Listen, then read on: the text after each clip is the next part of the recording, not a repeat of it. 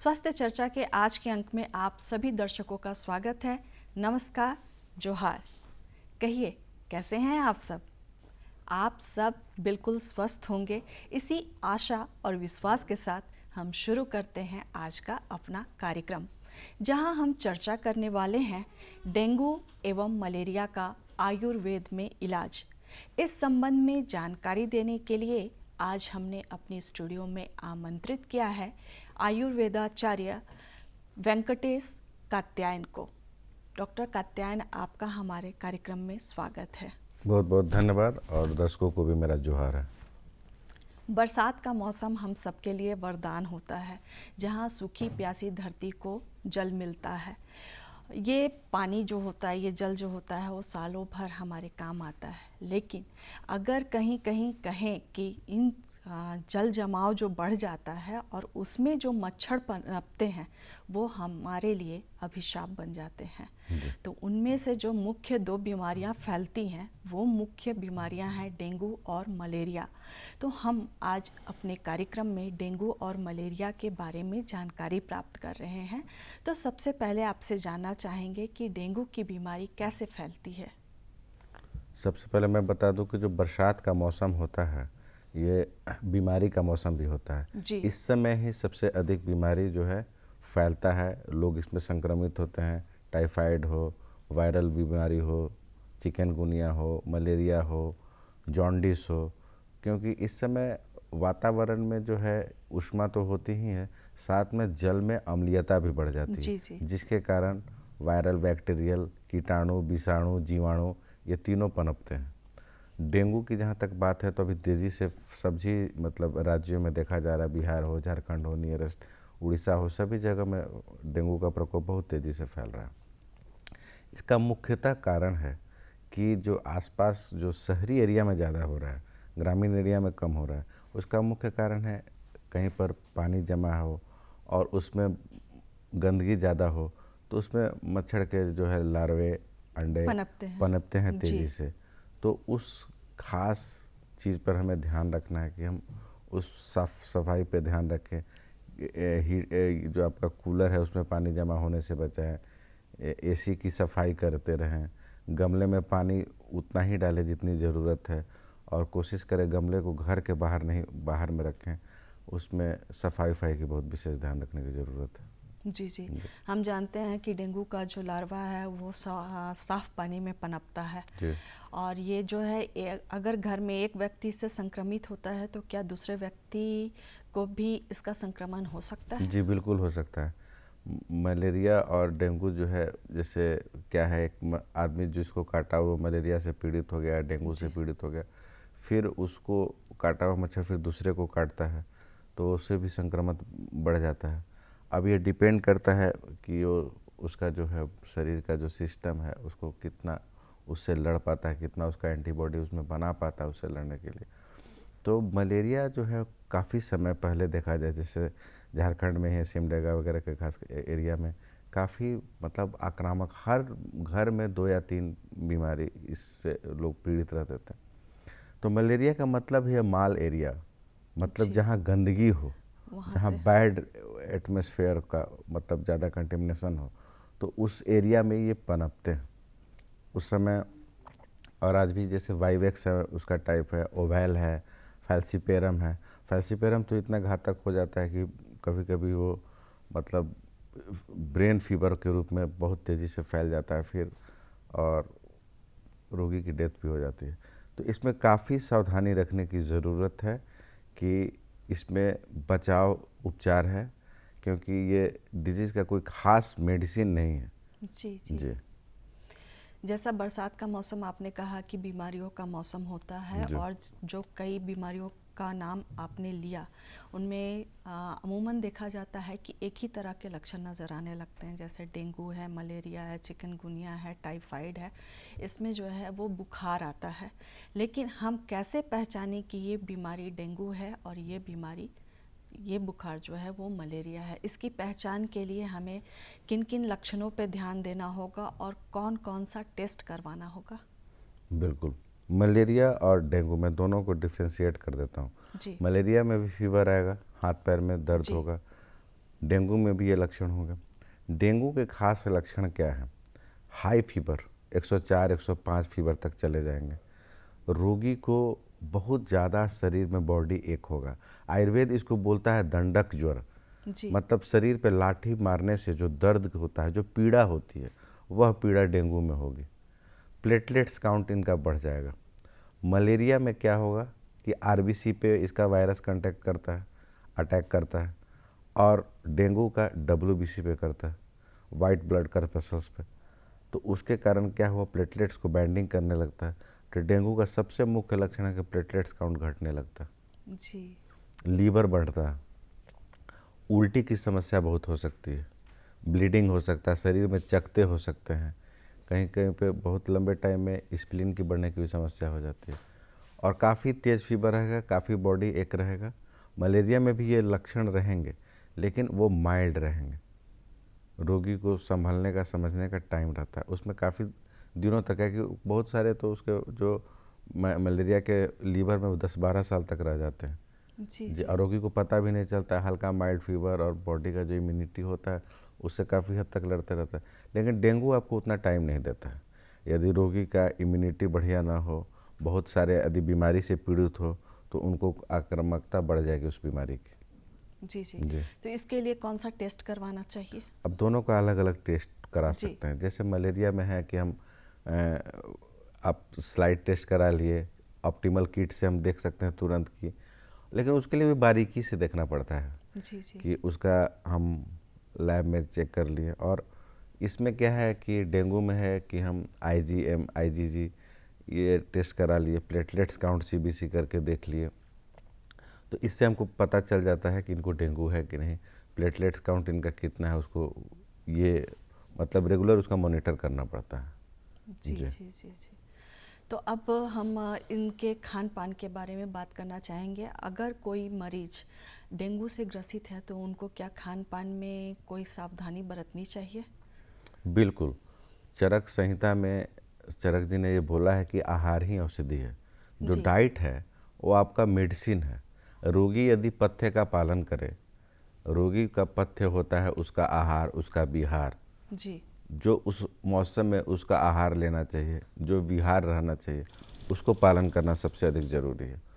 और खान पान को लेकर सबसे इम्पोर्टेंट है कि रोगी को हाइड्रेट रखना है, जी। माने उसमें शरीर में जल की मात्रा में कमी ना हो, और खान पान में उनको रेगुलर इंटरवल पे सूप है, दलिया है, खिचड़ी है, इस तरह के चीज़ों को देंगे। सुपाच्य भोजन। सुपाच्य भोजन, बहुत हैवी फूड जो देर से पचने वाले हों, तेलीय हो, मसालेदार हों, चटपटे हों, उनको अवॉइड करना है।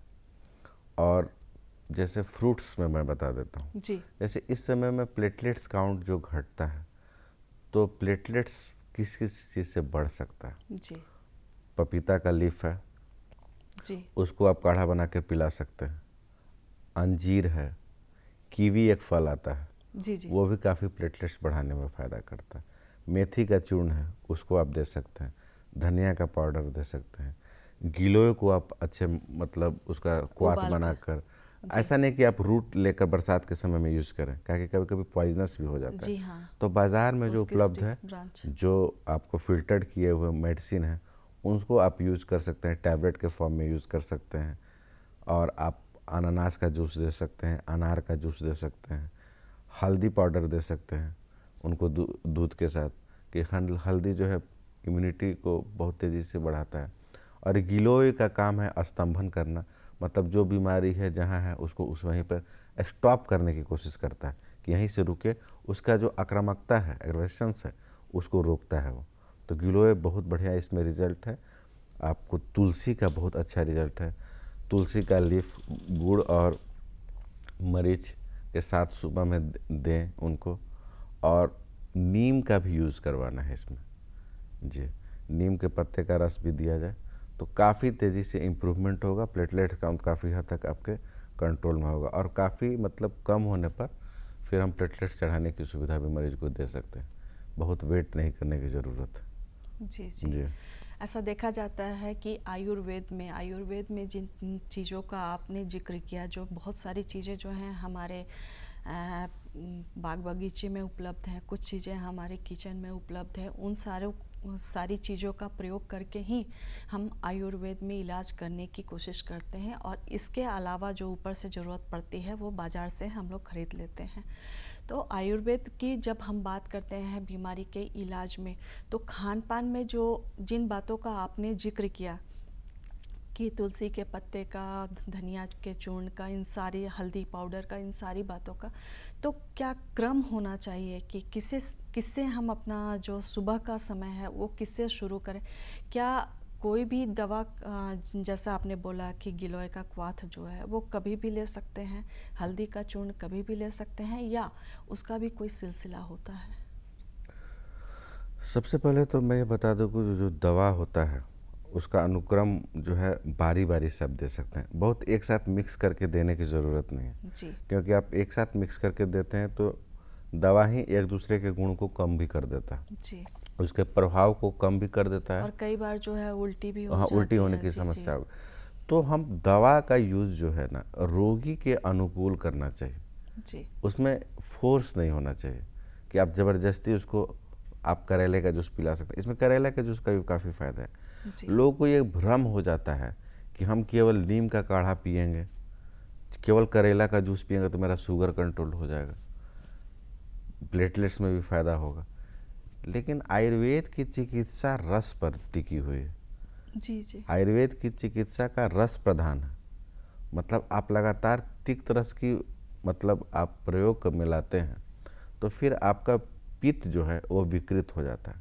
तो जी आपको उसी समय से आपको डाइजेशन का प्रॉब्लम शुरू हो जाएगा, अरुचि की समस्या हो जाएगी, उल्टी की समस्या होने लगेगी, चिड़चिड़ाहट होने लगेगा। तो हमको रोगी के अनुकूल भी देना है और उसको नुकसान ना हो, उसके रस के प्रधानता के अनुसार हमको दवा देनी है। जी जी जी, तो इसमें हम गिलोय आपको सुबह में दे दिए खाली पेट में। जी कोशिश किया यदि खाली पेट में उसे उल्टी होने का चांस है तो खाने के बाद दिए, 1 कप बना के दे दिए, डाइल्यूट करके दे दिए। फिर हम 4 घंटे के बाद दे दिए। हम एक ही बार 1 गिलास उसको नहीं पिलाए। थोड़ा थोड़ा जी, करके देते रात के समय दूध में थोड़ा हल्दी डाल के ले लिए, बीच में दोपहर में थोड़ा सा 2-3 नीम के पत्ते दे दिए, शाम में थोड़ा तुलसी का पत्र दे दिए, बीच में आपको धनिया मुंह में डालने के लिए दे दिए।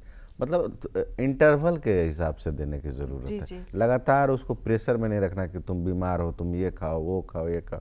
आप उसके पास थोड़ा थोड़ा समय पे आप उसकी रुचि के अनुसार भी थोड़ा सा खिलाइए और दवा के रूप में भी आप देते रहें, और साथ में वो अपने मेंटल स्टेटस को भी ठीक रखें, जिसमें कि अनुलोम विलोम करने बहुत बढ़िया रोल है। जी हाँ कि शरीर जो बॉडी है, सेल है, उसका भोजन ऑक्सीजन है और ऑक्सीजन ही आपके इम्यूनिटी को भी बढ़ाते रहता है। तो प्राणायाम करें, थोड़ा खुला में टहलें, थोड़ा बॉडी को मतलब एक्टिव रखना ज़रूरी है। जी जी, जी सब दवा पे डिपेंड रहना भी लगातार ज़रूरी नहीं है, अपने आप को फिजिकल एक्टिविटी में भी शामिल रखना है। जी जी जी आपने कहा कि डेंगू की बीमारी में बहुत तेज़ जो है देह में दर्द होता है, तो देह में दर्द के लिए मरीज क्या कर सकते हैं? बिल्कुल।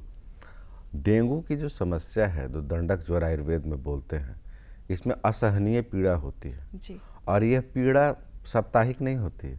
उसे लंबे समय तक घुटने में, कमर में, जी पीठ हाँ, में, पैर में, सब में दर्द नीचे भाग में लंबे ज़्यादा समय दर्द तक दर्द होता है। रहेगी। जी तो इसमें आयुर्वेद का सहारा लें। आयुर्वेद में इसमें काफ़ी बढ़िया उपाय है, उपचार है। भल्लातक रसायन को दूध के साथ दें जिससे उनकी इम्यूनिटी बढ़े। ट्रीटमेंट के रूप में महायोगराज है, सिंहनाथ गुगुल है, रासना सप्तक क्वाथ है। तो अच्छे वैद्य के परामर्श के अनुसार जी जो डेंगू के मरीज हैं वो संपर्क में रहें और उनके हिसाब से दवा का प्रयोग करें और कुछ समय तक प्रयोग करें, जी क्योंकि नहीं तो दवा स्टॉप करने से फिर उनको बाद में गाउट, गठिया, रूमेटाइड अर्थराइटिस की संभावना मैंने देखी जा सकती है। और बहुत मैंने लोगों में ये दिक्कत आई भी है कि सर हमको डेंगू हो गया था और आज हमको बहुत घुटना दर्द अभी भी चलने रहता है, फिरने में भी हाँ, तकलीफ होती है। जी गर्दन दर्द रहता है, पीठ दर्द होता है। तो ये चीज़ का ध्यान रखना। दूसरी सबसे इम्पोर्टेंट चीज़ है, जिनको एक बार डेंगू हो चुका है उनकी इम्यूनिटी ऑलरेडी कमज़ोर हो जाती है, जी प्लेटलेट्स काउंट कम हो जाता है, WBC उनका वीक हो जाता है। यदि दोबारा उन्हें होता है तो उनकी बीमारी की आक्रामकता बढ़ जाएगी और काफ़ी सीरियस स्थिति में आ सकते हैं। जी तो जिन्हें हो चुका है एक बार, उन्हें अपने लिए बिल्कुल कॉन्शियस रहने की ज़रूरत है। अपना शरीर को ढक के रखना है, मच्छर वाले एरिया से बच के रखना है, मच्छरदानी का प्रयोग करना है, हाइड्रेट रखना है, इम्यूनिटी को अपने बनाए रखना है, फिजिकल एक्टिविटी को बनाए रखना है, और स्ट्रेस से भी बचने की कोशिश करना है। जी जी। जी। तो यानी पहली बार जो होता है वो तो घातक है ही, लेकिन अगर दूसरी बार अगर होती है तो वो बहुत ही ज़्यादा घातक है। घातक हो इसलिए जाएगा। अच्छा है कि हम अपने आप को इस मच्छर से ही बचा कर रखें। और मच्छर से बचाने का जो तरीका है, यानी हम कहीं भी अपने घर के आसपास जल जमाव ना होने दें। अगर हम कूलर का प्रयोग करते हैं तो कूलर का पानी बदलते रहें, या मौसम बदलने के साथ जैसे ही वातावरण में नमी आए हम कूलर का प्रयोग बंद कर दें और उसको साफ़ सुथरा कर कर रख दें। अगर हमारे घर के आसपास कोई गड्ढा है या उसमें पानी का जमाव हो रहा है तो उसमें या तो ब्लीचिंग पाउडर डालें, नहीं तो केरोसिन तेल डालें, नहीं तो जला हुआ डीजल डालें, ताकि वहाँ पर मच्छर का लार्वा जो है वो ना पनपे और ना ही हम इन मच्छर के शिकार बने। तो अच्छा है कि हम इन सारे उपायों को कर ले तो वो ज़्यादा बेहतर है इन बीमारियों को झेलने से। जब डेंगू की शिकार कोई गर्भवती महिला होती है तो उसका उस पर क्या असर पड़ता है? उस पर बहुत ही क्रिटिकल स्थिति आ सकती है, क्योंकि वो प्लेटलेट्स काउंट उसका घट सकता है। जी जी। और हाई फीवर के चलते बच्चे का ब्लड सर्कुलेशन में दिक्कत आ सकती है, बीपी फॉल करता है इसमें। तो मेरे ख्याल से उस समय यदि डेंगू हो जाता है तो मेरा ये व्यक्तिगत सलाह है कि उन्हें हॉस्पिटल में ही रहना चाहिए और प्रॉपर ब्लड शुगर, बीपी और प्लेटलेट्स वगैरह काउंट करवाते रहना बिल्कुल। चाहिए। और बच्चे का जो डॉपलर साउंड है उस चीज़ को भी मॉनिटर करने की ज़रूरत है, क्योंकि प्लेटलेट्स घटने के कारण, हाई फीवर के कारण बॉडी में मेटाबॉलिज्म में बहुत काफ़ी तेज़ी से बदलाव आता है, जो बच्चों को दिक्कत हो सकती है। इसलिए आप हॉस्पिटल में संपर्क में रहें और डॉक्टर के संपर्क में रेगुलर रहें, और जो आयुर्वेद की दवा है कुछ कुछ आप प्रिकॉशन के रूप में ले सकते हैं, गिलो है, हल्दी है, उससे कोई उसका दुष्प्रभाव भी नहीं है। जी जी जी। अभी आपने जिक्र किया कि डेंगू में जो प्लेटलेट्स कम होता है उसको प्लेटलेट्स बढ़ाने के लिए हम पपीते के पत्ते का जो रस या उबाल कर उसका जूस दे सकते हैं, लेकिन दूसरी तरफ कहा जाता है कि पपीते का सेवन करने से जो है गर्भावस्था को खतरा हो सकता है। तो ये दो बातें कही जाती मैंने हैं, बोला कि तो इसमें सच्चाई कहाँ है? इसमें उसके फ्रूट्स में जी पपीते के फल को मना किया गया जी, क्योंकि वो कार्नेटिव होता है, बहुत तेज़ी से पचाता है। हाँ, तो जी, तो खतरा हो सकता है। खतरा हो सकता है कि जो हमारा बच्चे का भ्रूण है उस पर उसका कार्नेटिव एंजाइम का अटैक उस पर न पड़े। लीफ के साथ ऐसा नहीं है, लेकिन फिर भी संशय हो तो गिलोय आपके पास है, गिलोय बहुत बढ़िया। हाँ, आपको संशय है लेकिन ऐसा नहीं है, लेकिन फिर भी संशय है तो उसको हटा लेना चाहिए। प्रेगनेंसी के दौरान बहुत रिस्क लेने की ज़रूरत नहीं। जी हाँ। और आप गिलोय का यूज़ करें, कीवी फ्रूट्स का यूज़ करें। अनानास नहीं देना है उनको, अनानास भी प्रेगनेंसी में मना होता है। जी, आप अनार का जूस दे सकते हैं। हाँ, अनार का जूस तो बहुत ही उन लोगों के लिए सेहतमंद होता है। सेहतमंद होता है। जी जी। यहाँ पे हम आपसे ये भी जानना चाहेंगे कि अगर गर्भावस्था के दौरान कोई गर्भवती महिला को डेंगू हो जाए तो गर्भस्थ शिशु का इस पर कोई असर पड़ता है? एक्चुअली क्या है कि इसका जो वायरल पीरियड होता है 10 दिनों तक होता है। 10 दिनों के बाद बॉडी से वो हट भी जाता है। तो 10 दिन हम प्रिकॉशन रखते हैं तो फिर वो ठीक है, माँ बच्चे का भी धड़कन ठीक है, तो उसके बाद कोई बहुत ज़्यादा साइड इफ़ेक्ट नहीं देखा जाएगा। अच्छा, ऐसा तो नहीं कि बच्चा जब अपने पैदा हो माँ तो बहुत क्रिटिकल हो गई जी तो उस दौरान कुछ हो सकता है। अच्छा, लेकिन स्मूथली बढ़िया से टाइम वो निकल जाता है 10 डेज़ का, फिर नॉर्मल अपना प्लेटलेट्स अपना वापस आने लगता है और फीवर उबर सब कंट्रोल होने लगता है, तो बहुत ज़्यादा दुष्प्रभाव नहीं हो सकता। जी। अब हम मलेरिया की बात कर लें। अगर जैसा लक्षण तो आपने बता ही दिया कि जो मलेरिया का लक्षण है उसमें बुखार आता है, और ये हम सभी जानते हैं कि ये भी मच्छर के काटने से होता है। और दूसरी बात है कि सुबह जो है वो बुखार आता है, फिर दिन भर अपना सामान्य रूप से रह सकते हैं, फिर शाम के समय बुखार आता है। तो अगर किसी व्यक्ति को मलेरिया हो तो उसको बचाव के लिए या उसका खान पान किस प्रकार का हो, या आयुर्वेद में उसके इलाज के लिए आप क्या सलाह देंगे? मलेरिया को सबसे पहले हमको समझना होगा कि मलेरिया किस तरह का उनको है। जी। वाइवेक्स है कि फैल्सीपेरम है। कुछ मलेरिया जो है आपको मतलब केवल पैर में दर्द है तो भी उसको मलेरिया का लक्षण देखा गया जी, है जी। ब्लड टेस्ट कराने के बाद, क्योंकि वो लीवर में उसके चले जाते हैं वायरस, और बहुत लंबे टाइम से रहने के कारण अपना असर धीरे धीरे बीच बीच में लाते रहते हैं। उसका कारण है कि आपका बॉडी कैसा इम्यूनिटी उसका डिपेंड करता है। तो सबसे पहले उसको ध्यान रखना है अपने खान पान पर। जी। जी, ब्लड टेस्ट करा के अपना ये देख ले और रेगुलर चेकअप करा के देख ले।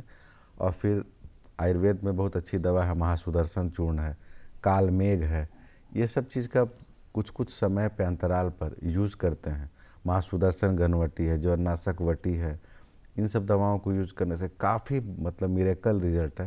लेकिन फिर भी रोगी जो है वैद्य के परामर्श के अनुसार ही इन दवा दवाओं ले। का भी प्रयोग करना है, जी, जी। क्योंकि इनकी भी मात्रा है और समय है, काल है, उस पर डिपेंड करता है ये दवा हमें उनको कब देना है। तो और मलेरिया में खासकर क्या है कि आपको स्प्लीन भी बढ़ जाता है।